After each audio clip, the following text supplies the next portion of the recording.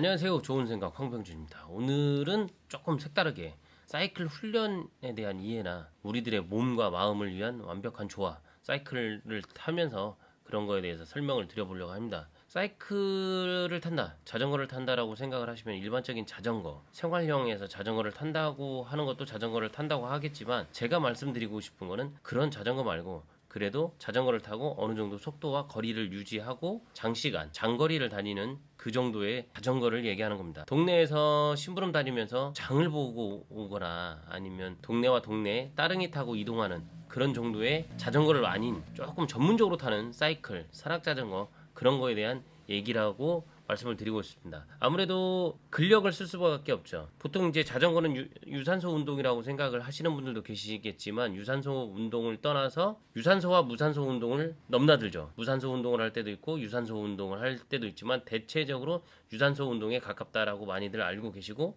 저도 그렇게 이해를 하고 있습니다. 긍정적으로 심박이라든지 이런 부분을 갖다가 하다 보니까 스트레스 해소도 되고 물론 자전거 말고도 스트레스 해소할 게 많겠지만 자전거만큼 내가 어디를 이동할 때 이동 수단도 되면서 스트레스도 해소되고 그러다 보면 건강도 좋아지고 정신 건강도 좋아지는 뭐 다양하게 다목적으로 이렇게 되는 게 사이클 아닐까라는 생각을 합니다. 처음에 자전거를 접하고 나서 계속 반복적으로도 제가 말씀드리지만 어떤 자전거를 타야 되느냐 뭐 재미난 자전거를 타시면 됩니다. 자전거를 살 때 금액이 중요한 게 아니고 내가 구매 후에 내가 재밌다라고 생각하면 그 분들이 더욱더 전문적인 자전거를 타기 시작을 합니다. 그렇게 변화가 되고 거기에 푹 빠져 살게 되죠. 너무 재밌으니까. 그리고 개인의 체력 증진이라든지 뭐 이런 게 된다고 보여질 것 같은데 자전거를 탈 때 이제 장점이라고 보면 사이클 훈련의 장점 아무래도 몸과 마음의 균형을 이룬다. 몸은 사이클 같은 경우는 밸런스를 잡는 운동이라고 보시면 돼요. 보통 라켓 종목이라든지 라켓을 가지고 하는 취미 활동 같은 경우는 한쪽 운동이죠. 한쪽 운동이지만 자전거 같은 경우는 자전거 안장 위에서 좌우 팔의 좌우 그다음에 엉덩이에서 좌우 페달을 돌리면서 전체적으로 똑바로 서 있는 중심을 잡는 그런 형태의 장점이 있습니다. 그러다 보니까 몸의 균형을 잡는 운동이다 보니까 상당히 좋다라고 보시면 될 것 같아요.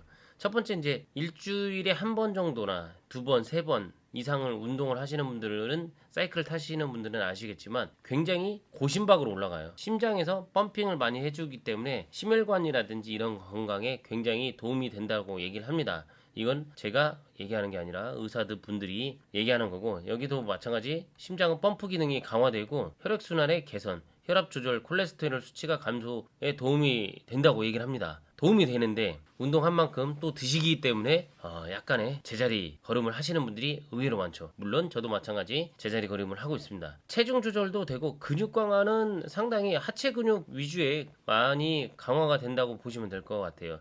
근지구력이 좋아진다고 대체적으로 말을 합니다. 하지만 단거리 선수 같은 경우는 근지구력보다 이제 아무래도 순간 파워를 쓰다 보니까 근력 자체에 상당히 하체 근육에 집중적으로 발달이 된다고 보시면 될 것 같고 항상 얘기를 하다 보면 이런 얘기 근력에 대한 얘기를 하다 보면 여성분들이 항상 의문점을 갖고 계세요. 나도 남자들처럼 근육이 울그락불그락해지는 거 아닌가라고 얘기를 하시는데 여성분들은 대체적으로 다리 자체나 이 근력이 탄탄한 매끈한 다리 탄력 있는 피부로 바뀐다고 보시면 돼요. 밑에 있는 체지방, 지방이라든지 셀룰라이트 이게 없어지면서 탄탄한 단단한 몸으로 바뀌어집니다. 물론 이제 굉장히 고난이도로 하다 보면 근육이 갈라지는 현상이 나올 수도 있지만 여성분들은 그 정도까지는 나오진 않아요. 그러니까 걱정은 안 하시고 열심히 운동을 하시면 좋을 것 같습니다. 뭐 세 번째는 스트레스 해소, 정신 건강. 뭐 당연히 좋아지겠죠. 사이클 훈련은 신체 활동, 호르몬, 코르티솔, 치를 감소시키고 엔돌핀도 촉진하고 이렇게 가장 좋은 게 뭐냐면 배가 많이 고파요. 배가 많이 고프기 때문에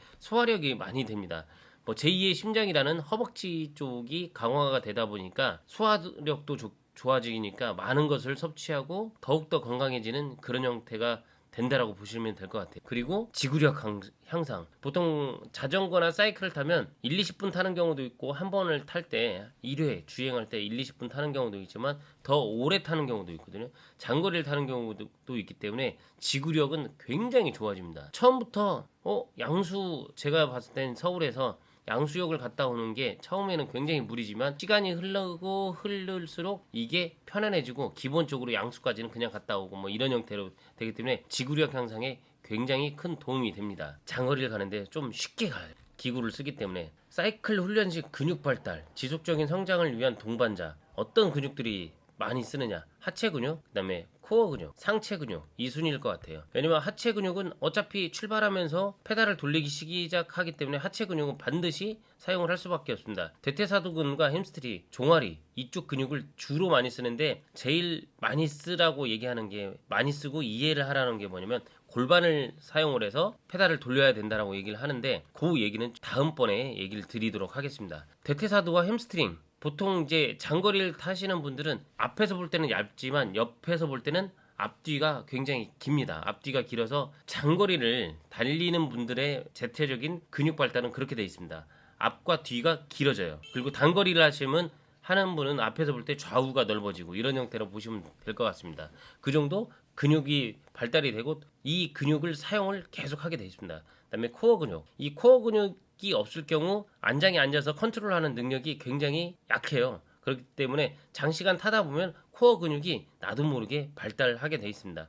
그래서 코어 근육 자체가 전체적인 중심을 잡아주는 우리 몸의 밸런스 근육 잡아주는 역할을 하기 때문에 굉장히 도움이 되고 척추 건강에도 상당히 되죠. 물론 이제 허리 디스크 수술을 했을 때 어느 정도 완쾌가 되지 않고 수술 후에 바로 직후 그때는 좀 피할 수도 있겠지만 장시간 지난 뒤에는 척추 쪽에 있는 기립근이라든지 이런 거에 굉장히 강화가 되기 때문에 상당히 좋다라고 봅니다. 그리고 상체 근육 보통 이제 자전거 타시는 분들이 상체 근육에 대해서 별로 신경을 안 쓰시는 분들도 계시는데 특히 겨울 시즌이 될 때는 어깨와 팔 쪽 근육의 강화를 갖다가 시켜주시는 게 좋습니다. 왜냐면 핸들 잡고 방향 조향을 하거나 이럴 때 사용을 많이 하는 상체 근육이기 때문에 그 이 상체 근육을 조금 발달시켜 주는 게 좋습니다. 말씀드린 대로 첫 번째는 하체 근육, 두 번째는 코어 근육, 세 번째는 상체 근육 이렇게 많이 쓴다고 보시면 될 것 같아요. 그리고 다음으로 넘어가서 효과적인 사이클 훈련 방법 아마 이걸 많이 보시고 고민하시고 있는 분들도 계실 거예요. 개인적으로도 강습을 하고 있지만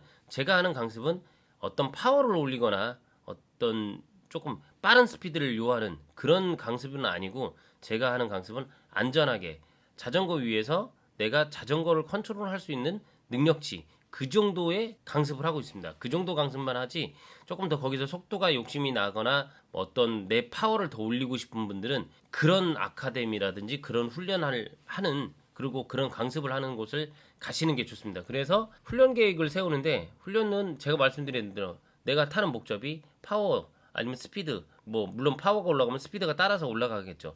이런 걸 포커스로 할 건지 아니면 안전하게 탈 건지 그런 포커스를 먼저 수립을 하시는 게 좋습니다. 그다음에 강도 조절. 강도 조절은 이제 본인 스스로 이 강도를 갖다가 높이고 하고 싶지만 잘 안 됩니다. 잘 안 되고 이거는 아카데미나 아니면 이런 강습을 통해서 도움을 받으셔야 돼요. 도움을 받으셔야지만 되고 초보자는 낮은 강도에서 시작을 할 수밖에 없고 몸에 적응이 되면 차차 강도는 높아지게 될 수밖에 없습니다. 말하면 잔소리죠. 처음에는 약하게 그리고 강도는 높아지게 돼 있습니다. 그리고 다양한 훈련 방식을 하는 게 좋은데 보통 이제 인터벌 훈련이라든지 실내에서 개인적으로 할 때 인터벌 훈련과 지속주 연습을 많이 시킵니다. 언덕 훈련은 필수입니다. 필수. 자전거에서는 필수겠지만 언덕에서 자전거를 타면 언덕을 피할 수가 없어요. 언덕을 피할 수 없죠. 개인적으로 언덕은 좋아하지 않지만 언덕이 있기 때문에 올라갑니다.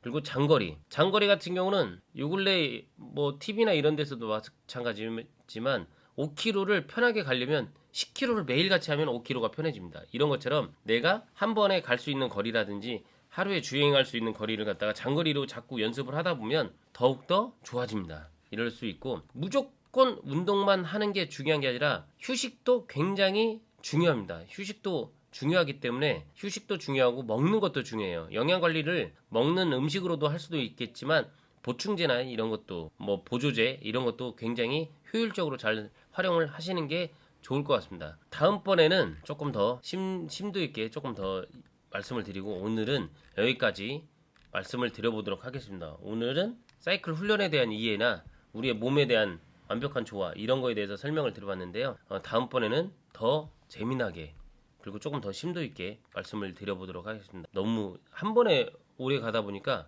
제가 편집하는 것도 굉장히 힘들고 보시는 분들도 많이 안 보시더라고요. 그래서 오늘은 여기까지 사이클 훈련 방법이라든지 이런 거에 대해서 조금 더 디테일하게 오늘은 거의 수박 겉핥기 얘기로 향한 거고 뭐 물론 잘 타시는 분들도 계속 얘기하는 거겠지만 저만의 얘기 뭐 제가 잘 타는 건 아니지만 저만의 방법들 그리고 안전하게 타는 방법에 대해서 지속적으로 더 얘기를 해보도록 하겠습니다. 그래서 오늘은 여기까지 하고 다음번 또 이거에 이어서 하도록 하겠습니다. 이상 좋은 생각 황병준이었습니다. 감사합니다.